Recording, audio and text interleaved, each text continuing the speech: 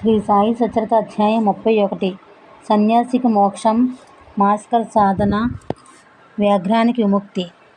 సోల్కర్ కథ, మేఘా కథ. శ్రీ గణేశాయ నమః. శ్రీ సరస్వతయే నమః. శ్రీ గురుభ్యో నమః.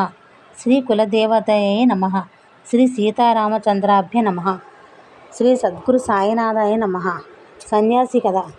విజయానంద స్వామి అనే సన్యాసి మద్రాసు నుండి మానవ సరోవరానికి వెళుతూ బాబా దర్శనం చేసుకుందామని షిరిడీ వచ్చారు. అతని సాయిని దర్శించాడు. సాయి చెంత అతనికి ఎంతో శాంతి లభించింది. పద్మాసనం వేసుకొని సాయి ముందు కూర్చున్నాడు. అతన్ని చూసి సాయికి ఎంతో చిరాకు వేసింది. ఈ సన్యాసిని తనిమి వేయండి అన్నాడు. బాబా మాటలు విన్న తర్వాత అతని మనసు బాధపడింది. అయినా అక్కడే కూర్చున్నాడు. ఆ స్వామి షిరిడీలో 2 రోజులు ఉన్నాడు. ఆలోగా అతనికి ఒక ఉత్తరం వచ్చింది. ఇంటి వద్ద తల్లికి తీవ్రంగా జబ్బు చేసిందని తెలిసింది. అతను చింతతో వ్యాకులచిత్తుడయ్యాడు. అతనికి ఇంటికి వెళ్ళాలనిపించింది. తల్లితో గడపాలనుకున్నాడు. కానీ బాబా అనుజ్ఞ లేనిదే అతను అడుగు ముందుకు వేయదలుచుకోలేదు. అతను ఉత్తరాన్ని తీసుకొని మసీదుకు వెళ్ళాడు. తన తల్లి పరిస్థితిని చెప్పి వేడుకోసాగాడు బాబాను. మహారాజ్ సాయి సమర్థ, మా అమ్మను చూడాలని తపనగా ఉంది. నువ్వు ప్రసన్న చిత్తంతో నాకు అనుజ్ఞనివ్వు.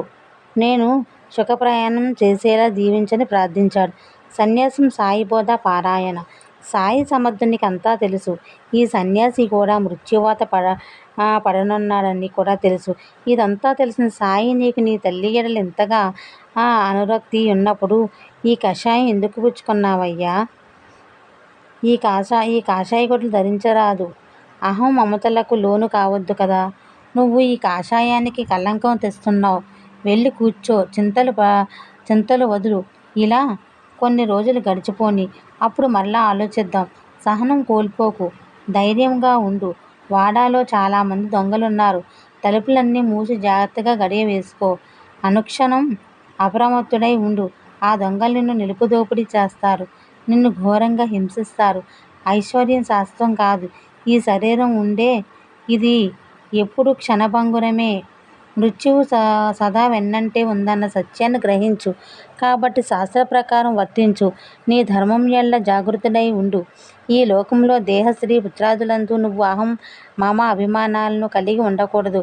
అలాగే ఉంటే నువ్వు తాపత్రయాలకు చిక్కిపోతావు. ఈ లోకంలో నీకింతకన్నా అనర్థం మరేమీ ఉండదు. ఆముష్కకం 2వ అనర్థం. స్వర్ణభోగాలు అనుభవించాలన్న కోరిక అది. ఈ పరలోక భోగాలను కామించేవారికి ఈ కామన కూడా మోక్షానికి ప్రతిబంధకంగా నిలుస్తుంది. ఈ భోగపరాయణాలు ఎప్పుడూ అధోముఖులై పతనం చెందుతారు. పరలోకాల్లో భోగమే తప్ప పుణ్య సంచయం సంభవం కాదు. అందుకే ఇక్కడ అభయం ఉండదు. క్షణక్షణం భయమే ఉంటుంది.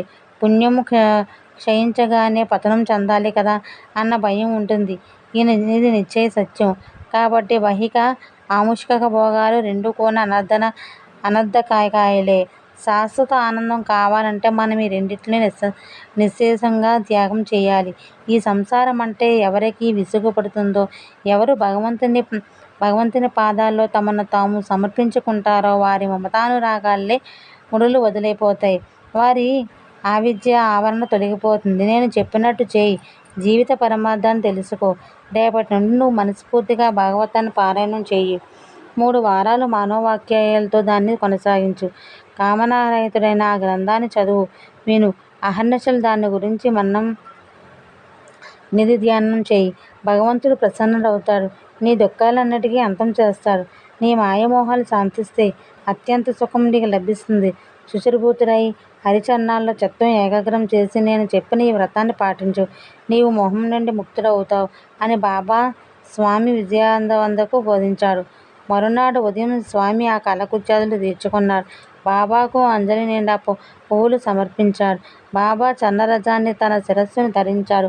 చంకలో భాగవతాన్ని పెట్టుకున్నాడు. దాని పారాయణ నిమిత్తం లెండిబాకు వెళ్ళాడు. సుఖాసనంలో కూర్చున్నాడు. పారాయణం చేయటానికి పూనుకున్నాడు. అతను సన్యాసి. సహజంగానే అతనికి భగవంతుని యందు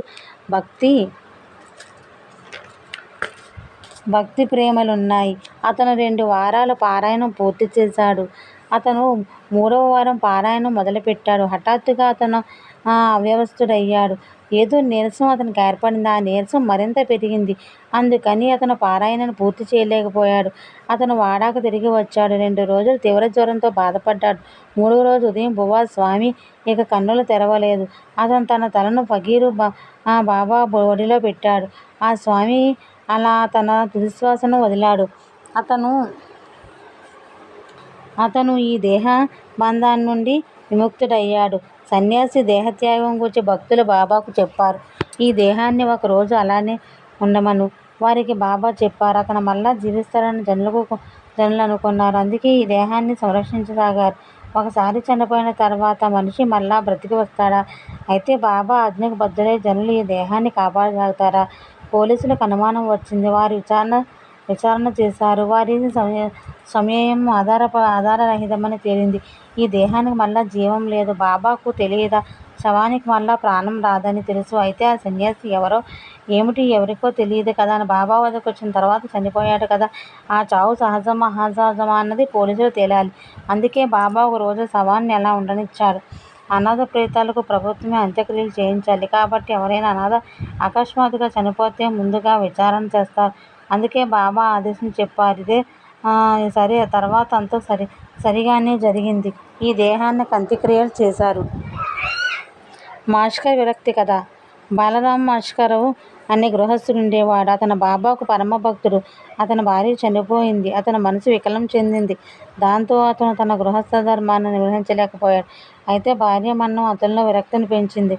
అతను పరమానందం వైపు తీసుకెళ్ళింది. పూర్వజన్మ సుకృత ఫలం కొద్దీ అతను సాయి చరణాల యందు భక్తి అనురక్తి ఏర్పడ్డాయి. సాయి సన్నిధిలో అతనిలో నిశ్చల భక్తి వికసించింది.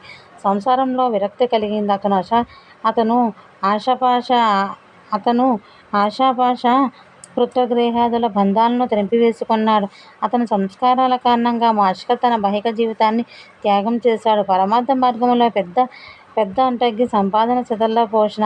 మాష్కర్ ఈ బరువంతా తన కుమారుని భుజాలపై పెట్టేసి తాను సంసార తలుపులకు తాళం వేసేసుకున్నాడు. షిర్డీకి వెళ్ళాడు. సన్యాసం.